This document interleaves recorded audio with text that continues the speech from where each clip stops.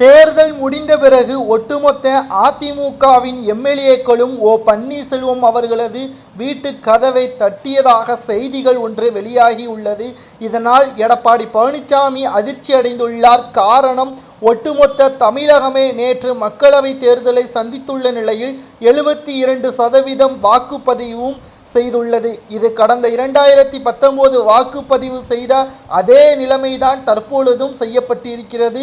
மேலும் திராவிட முன்னேற்ற கழகம் இந்த மக்களவை தேர்தலில் மிகப்பெரிய அளவில் வெற்றியை கொள்ளும் என்றும், அடுத்தபடியாக பாஜக கூட்டணி தான் 2வது இடத்திற்கு வரும் என்ற தேர்தலுக்கு பிந்தைய கருத்து கணிப்பு வெளியானதன் காரணமாக இனி எடப்பாடி பழனிசாமியுடன் இருந்தால் நிச்சயமாக 2026 சட்டமன்ற தேர்தலில் மிகப்பெரிய ஒரு தோல்வியைதான் தழுவோம் என்று கூறி அதிமுகவின் தென் மாவட்ட நிர்வாகிகள் மற்றும் எம்எல்ஏக்கள் 14 பேர் பன்னீர்செல்வத்திற்கு ஆதரவுகள் தெரிவித்திருப்பது எடப்பாடி பழனிசாமிற்கு அதிர்ச்சியை ஏற்படுத்தியிருக்கிறது.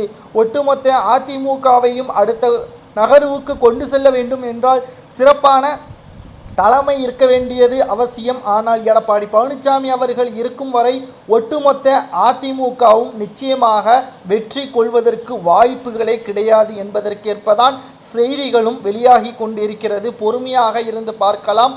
பல பிரச்சனைகள் அதிமுகவில் நிகழ்ந்து கொண்டுதான் இருக்கிறது. ஆனால் தேர்தலை பொறுத்தளவிற்கு வெற்றிதான் அடுத்த கட்டத்திற்கு கொண்டு செல்லும்.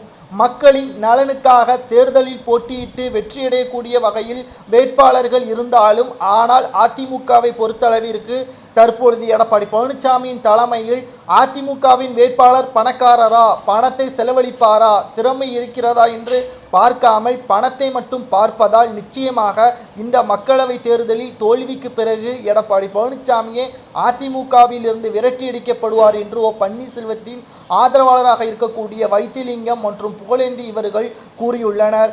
பன்னீர்செல்வம் அவர்களது வீட்டின் கதவை தட்டிய அதிமுகவின் எம்எல்ஏக்கள் என்றே நாம் கூறலாம். இவர்கள் அனைவரும் சுயேட்சையாக மீண்டும் 2026 சட்டமன்ற தேர்தலில் போட்டியிடுவார்களா அல்லது அதிமுகவை மீட்டெடுப்பார்களா என்பது மிகப்பெரிய ஒரு கேள்வியாகத்தான் அமைந்திருக்கிறது. காரணம், அதிமுகவை பொறுத்தளவிற்கு புரட்சித் தலைவர் எம்ஜிஆர் அவர்கள் இறந்த பிறகு ஜெயலலிதா மற்றும் ஜானகி என்ற 2 அணிகள் உருவாகின. ஆனால் கடைசியில் ஜானகி அணிகளுக்குத்தான் அதிக ஆதரவுகளும் பெரும்பான்மையும் அதிமுகவினர்கள் கொடுத்தார்கள். மக்கள் மத்தியில் ஜெயலலிதா அவர்களுக்கு ஆதரவு கொடுத்ததன் காரணமாகத்தான் ஜானகி அவர்களது அரசியல் வாழ்க்கையை முடிவுக்கு வந்தது. அதேபோல்தான் தற்பொழுது எடப்பாடி பழனிசாமிற்கு ஆதரவு கொடுத்திருக்கிறார்கள்.